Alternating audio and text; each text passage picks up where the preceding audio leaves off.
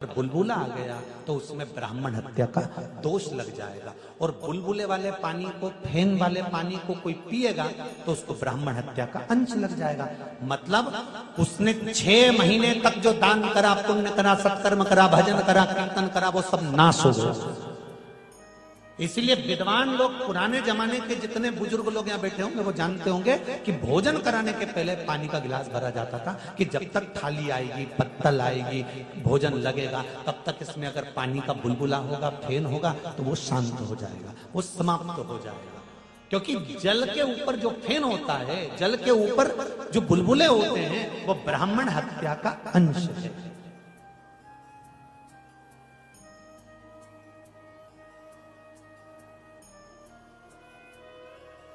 अब आज के जमाने में क्या होता है, सारा भोजन हो जाए, उसके बाद में पानी आए, लो साहब, और वो भर के गए और उन्होंने न्यूच कूड़ा ऊपर से और उसमें फेन जम गया, बुलबुले आ गए और तुमने डर डर करके पी पुआ के वो जाए, मालूम पड़े पुण्य करने आए थे और पाप इकट्ठा करके लेके चले गए। क्या मतलब का ऐसा पुण्य? शहर वालों से भी निवेदन करूंगा कि गांव के लोगों से, ग्रामीण लोगों से थोड़ा थोड़ा सीखने का प्रयास करो कि क्यों पानी पहले भरा जाता था, बाद में पत्तल आती थी, बाद में भोजन कराते थे, पहले पानी लाके रख देते थे। और चले जाओ उत्तर प्रदेश में, और चले जाओ बिहार में, तो वहां पर आज भी नियम है, पानी का गिलास सामने रख देंगे पर पीने नहीं देंगे, पहले उसको गुड़ खिलाएंगे, मीठा खिलाएंगे, कुछ भी ला कर देंगे कि पहले ये मीठा खाओ, गुड़ खाओ, कुछ भी खाओ, पर ये खाओ। क्यों? क्योंकि जब तक तो खाएगा उतनी देर में पानी के गिलास में जो बुलबुला होगा वो समाप्त हो गया होगा। इसलिए उत्तर प्रदेश में, बिहार में आज भी नियम है कि उसको मीठा खिलाया जाता है। ये लो थोड़ा सा मीठा खाओ, इसके बाद पानी पीना, लो थोड़ा मीठा खाओ, उसके बाद पानी पीना, नियम। अब आज के जमाने में तो सब एक ही हसिया से सब काट मारो, एक ही से सब निपटा, ठीक है।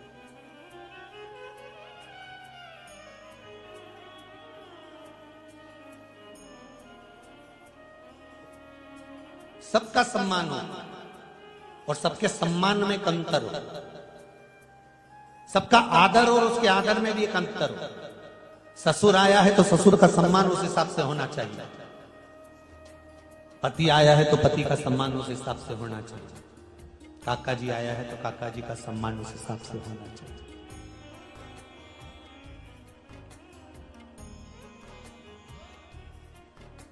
दूसरा, ब्राह्मण हत्या का अंश इंद्र ने अग्नि को दे दिया। हे अग्नि नारायण, आप हमसे ब्राह्मण हत्या का अंश ले लो। अग्नि ने कहा ब्राह्मण हत्या का अंश, मुझे क्या लाभ होगा? तो अग्नि देवता से इंद्र ने कहा हम तुम्हें हमेशा पवन देते रहेंगे, हवा देते रहेंगे और तुम धरत पे जलते रहोगे। अग्नि देवता, ब्राह्मण हत्या का अंश ले लो। अग्नि ने ब्राह्मण हत्या का अंश लिया। तो अग्नि की जो नीली लपट होती है वो ब्राह्मण हत्या का अंश होता है। यज्ञ करने वाले जो ब्राह्मण होते हैं, यज्ञाचार्य जो होते हैं, विद्वान विद्वान ब्राह्मण जो होते हैं, जो यज्ञ कराने के लिए बैठते हैं, आप लोग तो बैठ जाते हो घी लेकर, सांकल्य लेकर, और ब्राह्मण लोग मंत्र बोलते जाते हैं। और उन्होंने बोल दिया तुरंत, ओम इंद्राय स्वाहा, ओम अग्नये स्वाहा। तुमने तो सांकल्य डालना चालू करी, घी डालना चालू करा, और जैसे ही अग्नि ऊपर की ओर बढ़ी तो जो विद्वान ब्राह्मण होगा वो पास में बैठा रहता और एक शरबत बनाकर रखता है। उसने एक थोड़ा सा दूध दही मिला के शरबत बना के रखता है। जैसे ही उसने देखा कि अग्नि, हवन की अग्नि ऊंची गई, इसने लेकर उसमें शरबत डाल दिया, उसमें चारों तरफ उस पंचामृत को, उस दूध दही को डाल दिया। क्यों? क्योंकि अग्नि नीची हो जाए। क्यों?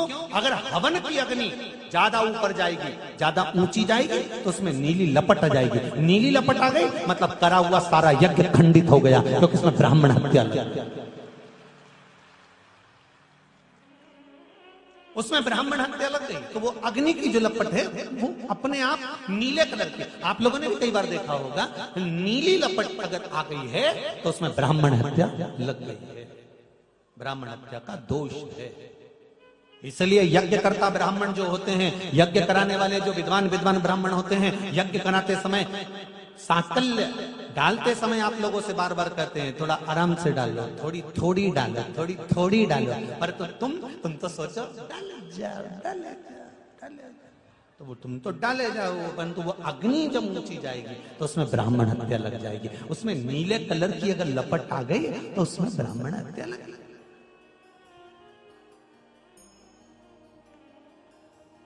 चूल्हा की रोटी और गैस की रोटी में एक ही अंतर है।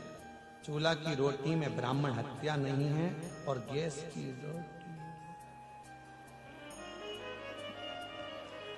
तुम जैसे गैस जलाओगे वो किलो नीले कलर की आएगी।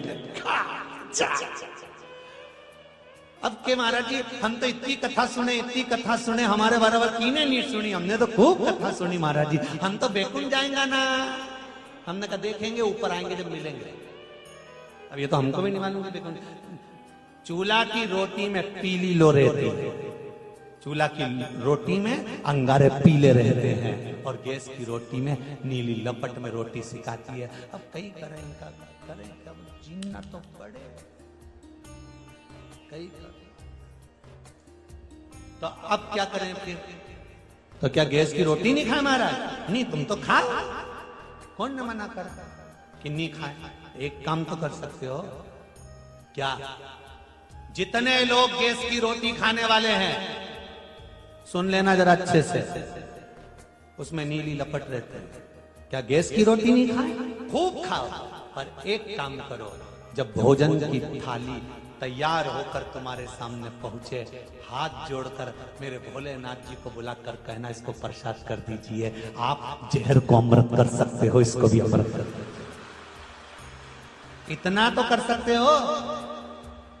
कितने लोग गैस की रोटी खाते? जरा हाथ उठाओ। ये तेरा क्या होगा रे कालिया? धर लो।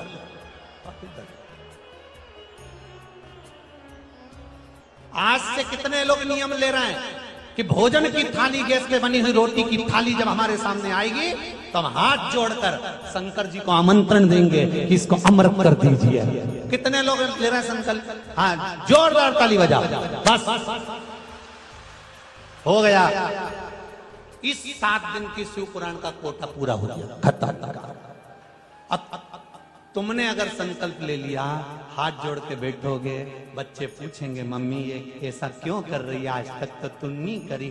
समझा देना, ये गैस की रोटी में नीली लो रहती है और नीली लो मतलब इसमें ब्राह्मण हत्या छुपी हुई है। मैं इतना दान करूं, पुण्य करूं, सत्कर्म करूं तो ये पापीड़ा ब्राह्मण हत्या को खा के मरूंगी? मैं नहीं जाऊं ऐसा। इसलिए मैंने सोच लिया, हाथ जोड़ के थाली के सामने 1 सेकंड के लिए कहूंगी, हे भोलेनाथ सब अमृत होई जाए रसिया, रुचि रुचि भोग लगाओ रसिया। बस इतना सा कर देना, हाथ जोड़ के निवेदन कर देना भोलेनाथ जी का, किसका अमृत कर दीजिए। उसका क्या फायदा होगा वो भी समझ लीजिए महाराज। एक बात आप लोगों को पहले कथा में कही है, आज फिर कह रहे हैं, बहुत ध्यान से सुनना इस बात को। जो दवाई, जो गोली तुमको नहीं लगे, जो दवाई गोली नहीं लगे ना, उस दवाई गोली को हाथ में ले लो और शिव जी से कहना, बोलगा उसके घर में चूल्हा जलता होगा, हम भी खाते हैं, आप और हम अलग नहीं है। फिर कहेंगे, अगर एक कथा बाचने वाला कथा बाच रहा है, अपनी किताब पूरी खोल कर बाचेगा तो बाचने का भी आनंद होगा और सुनने का भी आनंद होगा। जितना आपसे कहते हैं उतना पहले अपने पर भी अमल करते हैं, उसके बाद कहते नहीं तो कहते नहीं है। इस व्यासपीठ से ये नियम बनाकर रखा है कि अपने, अगर आपसे कहेंगे कि इतना घूंघट करो तो अपनी धर्मपत्नी का भी हम उतना, आप कभी आए तो कई लोग बैठे होंगे जिन्होंने अभी तक हमारी धर्मपत्नी का मुख तक नहीं देखा, और आपके क्षेत्र की बेटी है जिसमें इतनी मर्यादा में रहती है, आप आकर देख सकते।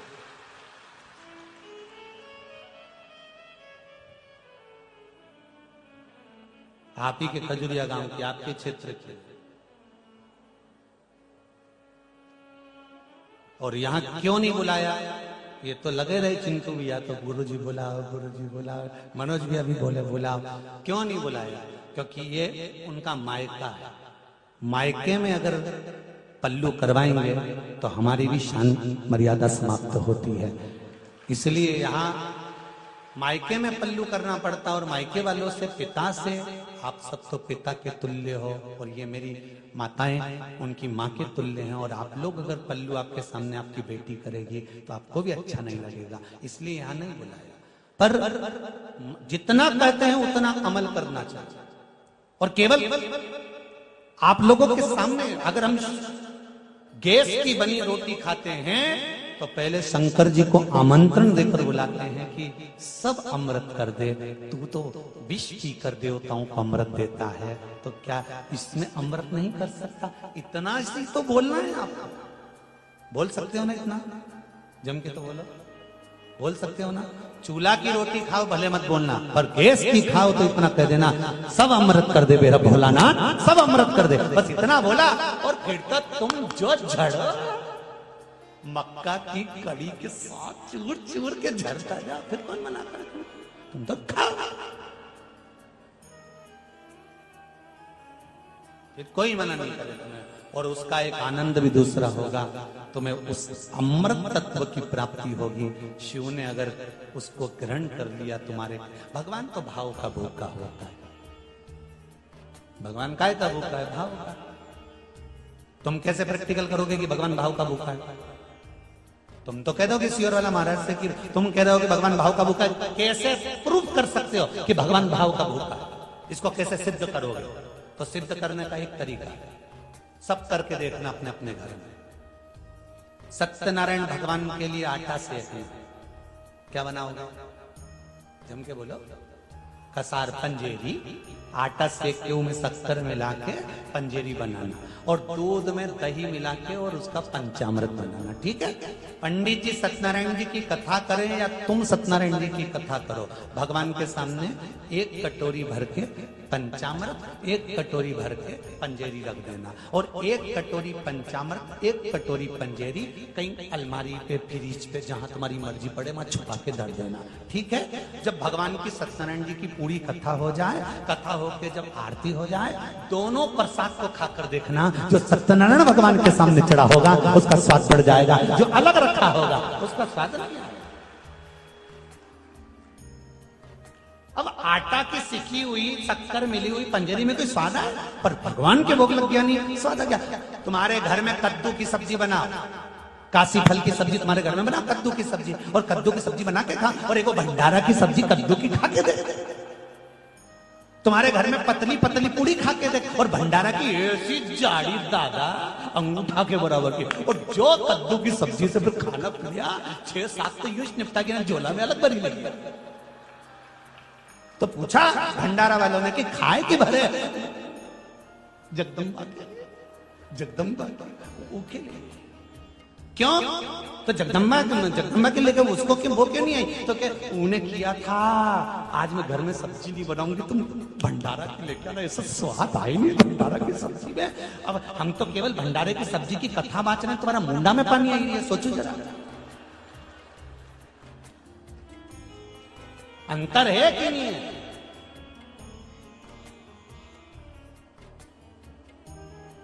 जो भगवान को दे दिया उसमें स्वाद बढ़ गया।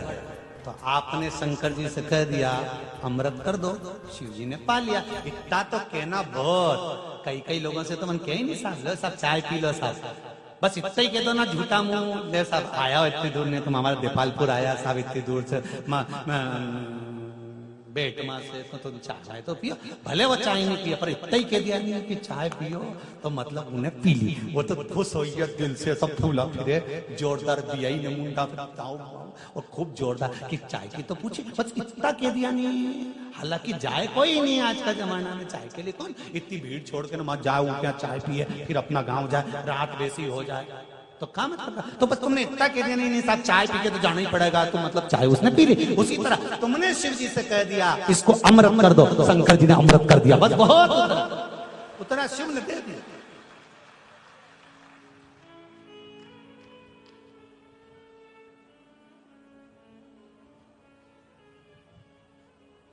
सब अमृत होई जाए रसिया, रुचि रुचि भोग हे प्रभु ये सब अमृत। तो दूसरी ब्राह्मण हत्या को दिया है, पहली किसको दी है? जम के बोलो, पानी को। दूसरी बोलते जाओ जरा, अग्नि को। तीसरी ब्राह्मण हत्या दी पृथ्वी को। हे पृथ्वी, आप हमसे ब्राह्मण हत्या का अंश ले लो। पृथ्वी ने कहा मैं ब्राह्मण हत्या का अंश क्यों लूं, हम आपको हरा भरा बना कर रखेंगे। हरा भरा? हाँ। पृथ्वी, आप हमसे ब्राह्मण हत्या का अंश लीजिए। पृथ्वी ने कहा ब्राह्मण हत्या का अंश? हाँ। पृथ्वी ने कहा ठीक है। पृथ्वी ने ब्राह्मण हत्या का अंश ले लिया। तो पृथ्वी के ऊपर जो वृक्ष लगते हैं, वृक्ष में जो गोंद लगती है, वो ब्राह्मण हत्या का अंश है। पृथ्वी पर जो वृक्ष लगते हैं और वृक्ष में जो गोंद लगती है, वो ब्राह्मण हत्या का अंश है। बंजर भूमि ब्राह्मण हत्या का अंश है। इसलिए हमारे यहां शास्त्र कहता है, तुम्हारे बहू का अगर जापा होए, बहू की डिलीवरी होए, बहू को संतान होए, तो खूब घी में गोंद तल तल कर खिलाओ। पर जन्माष्टमी, रामनवमी पर भगवान का प्रसाद तैयार करो तो उसमें गोंद मत डालना, क्योंकि उसमें ब्राह्मण हत्या का अंश रहता है। भगवान के प्रसाद में गोंद नहीं आना चाहिए। तुम्हारी बहू का जापा होए ना, बहू का अगर संतान होए, तो खूब लड्डू बनाओ गोंद का। तुम मना क्या, कौन मना करे? खूब जोरदार किराना मिराना तल तुला के ना घी में भूंज के खूब जोरदार बनाओ, उसमें क्या दिक्कत है? और नीवी जापा हो तो तुम तो बना बना के निपटा, तुम्हें कौन दिक्कत है? पर गोंद का लड्डू